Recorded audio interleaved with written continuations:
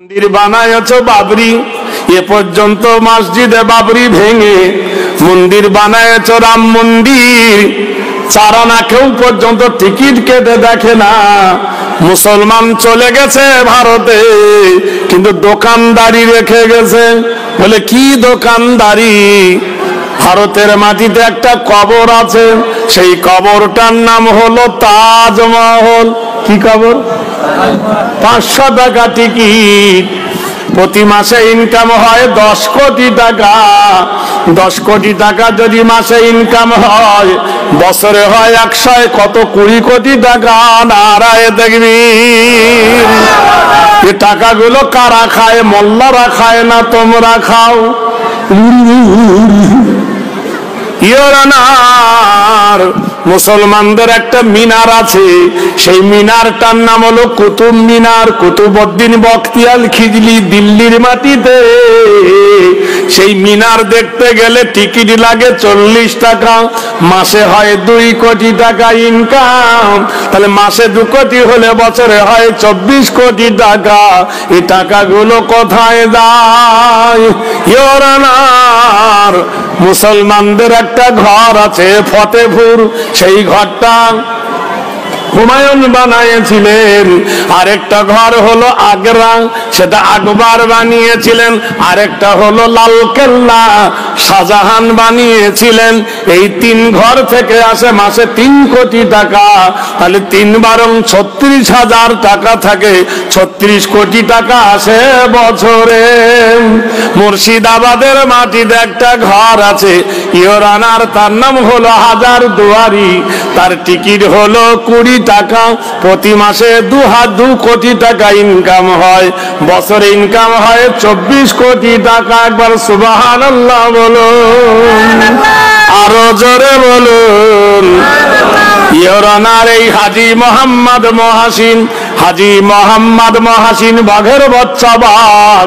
হাজী মোহাম্মদ মহাসিন 1800 সালে 200 কোটি টাকা ভারতের অর্থ তহবিলে দান করেছিল।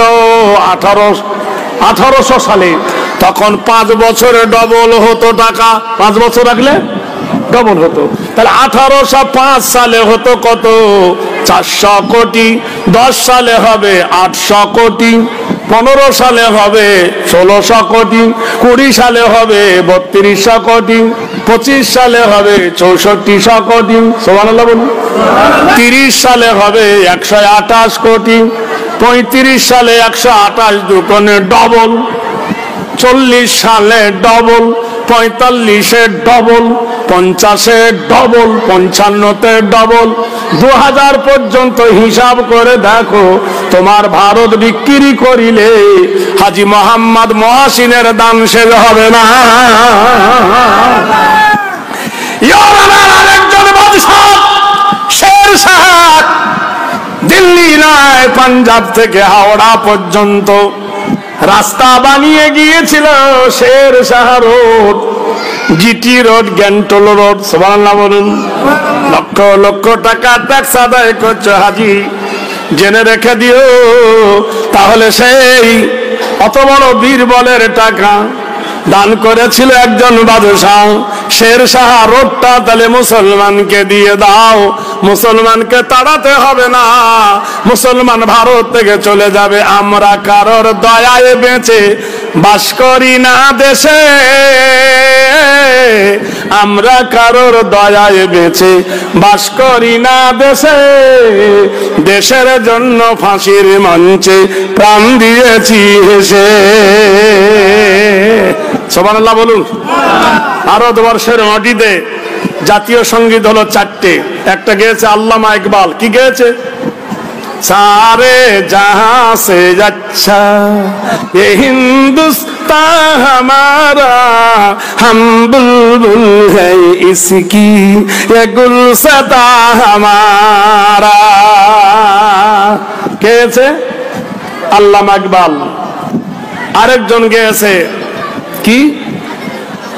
হও করো মেতে ভি হও উন্নত সি নাহি ভয়, ভুলিবে তো ভেদে গান হও সবে আগুয়ান। সাথে আছে কে সাথে আছে? রুটি বানাচ্ছে মা, মেয়েটা সহযোগিতা করেছে। এমন সবাই দরজার কোড়া নাড়ে। কে? ফকির দাঁড়িয়ে বলে, মা আতাফি সাবিলিল্লাহ, আমাকে আল্লাহ রাস্তায় ভিক্ষা দাও মা। মেয়েটা গিয়ে মায়ের গলা জড়িয়ে ধরে বলল, মা কোরআনের একটা আয়াত আছে গো মা, ওয়াম্মা সাইলা ফালা তানহার, তোমার দরবারে যদি কোনো ফকির আসে শূন্য হাতে ফিরাইয়ে দিও না। মা দরজার গেটে ফকির এসেছে, মা ভিক্ষা দাও। মা বলছে, ওরে আমার কলেজার টুকরা বিটি, তুই কোরআন জানিস, আমি কি কোরআন জানি না? জানি রে, কিন্তু তোর বাপের দেখে বড় ভয় হয়। ফকিরকে ভিক্ষা দেব, তোর বাবা যদি দেখে নেয় বড় বিপদ ঘটবে। তিনজনার, তোরও ঘটবে, আমারও ঘটবে, ফকিরের ঘটবে। বলছেন, গো মা তুমি কি জানো না, হুন্না লিবাসুল লাকুম ওয়া আনতুম লিবাসুল লাহুন্না, নারী হলো পুরুষের পোশাক, পুরুষ হলো নারীরও সম্পদ। এক জায়গায় আল্লাহ বলেছেন, আর রাজালু কাওয়ামুন আলান নিসা। মা ফকিরকে ভিক্ষা না, এটা ইফতার দাও। আস-সাওমু লিওয়ানা বিল উযা, আল্লাহ বলছে রোজা আমার, আমি রোজার বদলা। রোজার বদলা কে? জোরে বলুন না, কে? আল্লাহ হলো রোজার বদলা। কিছু রুটি, কিছু খাবার, কিছু ছোলা, কিছু মুড়ি, যা ছুটেছে ইফতার ফকিরের হাতে দিয়ে বলল, ফকির হিনা জিদ্দান কাসীরান, এখান থেকে অনেক দূর আপনি চলে যান। ফকির বলছে, কেন রে মা, অসুবিধা আছে, যাও। ফকির হলো স্বাধীন, কারোর গোলাম নয়। কিছু দূর গিয়ে দেখলো ফকির পাহাড়ের ঝর্ণা নামতেছে। ছুটে গিয়ে ফকির উজু করতে বসেছে। অনেক মানুষ দেখবেন তাড়াতাড়ি উজু করে, বোকা কোথাকার, ভালো করে উজু না করিলে নামাজ হবে না। উজু ভালো না হলে নামাজ হবে? জোরে বলুন। ভালো করে উজু না করিলে নামাজ হবে না, আর হালাল রুজি না খাইলে ইবাদত হবে না। বলে, আমি তো হারাম খাই না।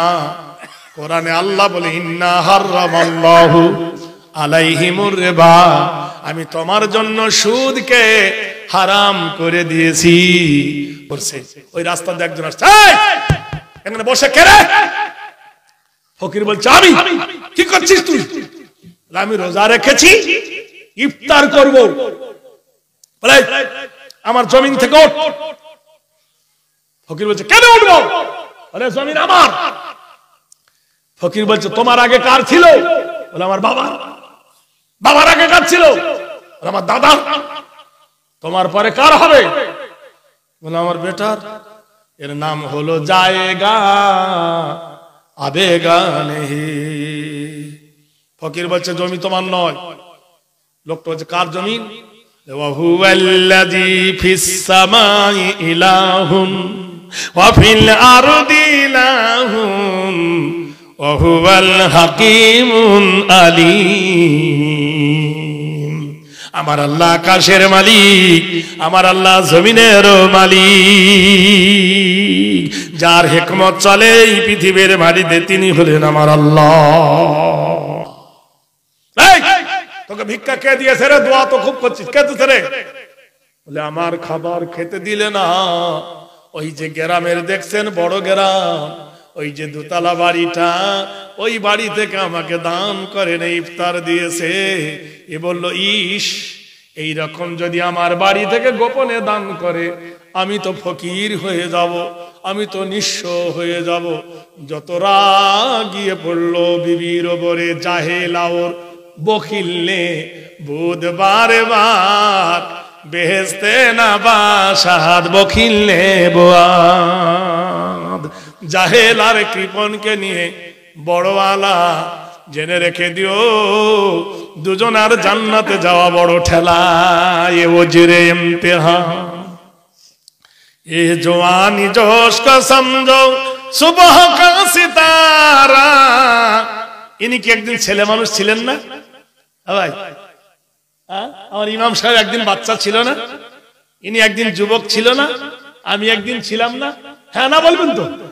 এ জওয়ানি জোশ কো সমঝো सुबह का सितारा न रहेगा ये दिन तुम्हारा हमारा कोई फकीरू के तूने मौला আপনার বাবার বাড়িতে যারা খেটে ছিল তারাই দেশের রাজা, আর আপনার বাবার বাড়িতে যারা খেটেছিল আপনার বেটারা তার বাড়িতে এখন প্রজা।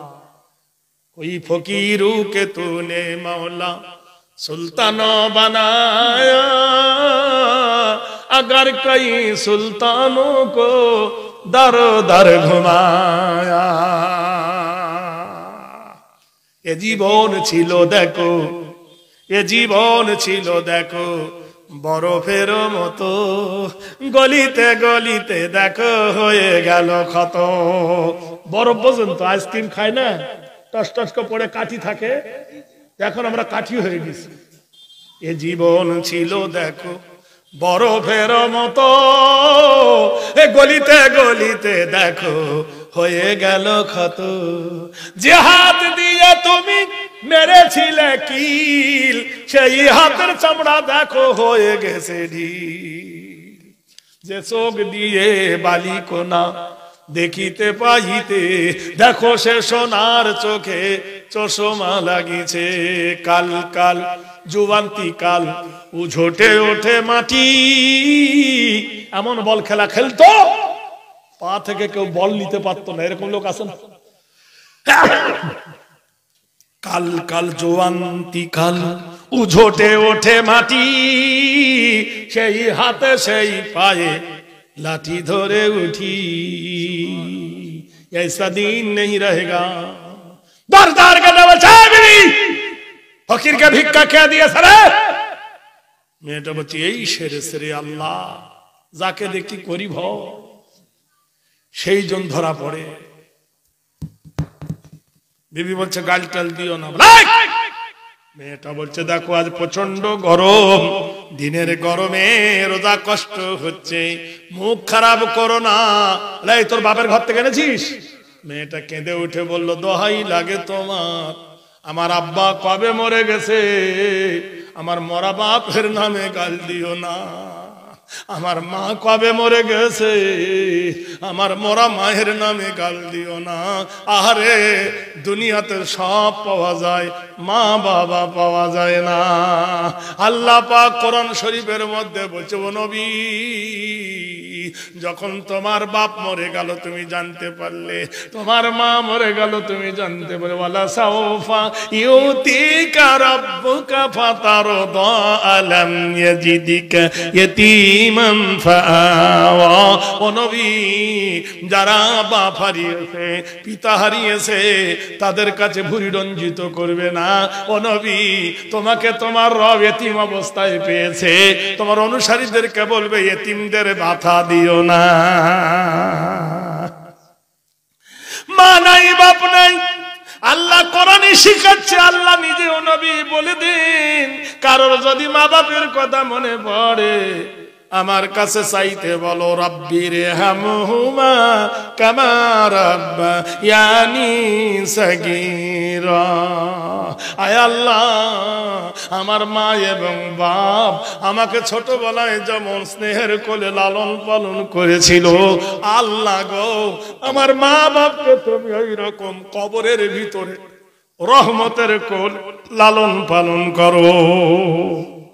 বান্দার চোখের পানি নাকে রাতে কাশতে না আসতে আমার আল্লাহ বলেন তোমার মা বাপের কবর আমি আল্লাহ নাজাত করে দিই।